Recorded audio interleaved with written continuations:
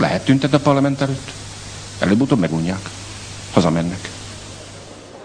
Uraim, itt a fellépti díjuk. De aztán a műsor is ehhez méltó legyen. Hogy szeretné, hogy csináljuk? Minél nagyobb legyen a balhé. Jó, felgyújtunk egy pár autót. Megverünk bárkit, aki a tutunkba akad. Ez már az önök dolga. Meg lesz velünk elégedve.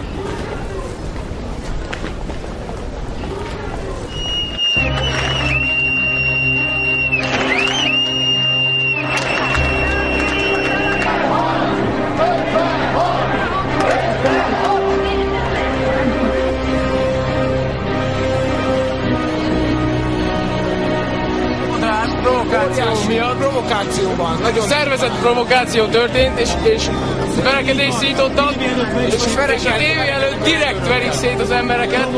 Rengeteg rohamrendőr felvonult, most azt kéne bemondani, hogy ennek valahogy véget kell vetni, mert szétveretik az embereket, profi provokátorok, akár BMS-es lehetnek, kopasz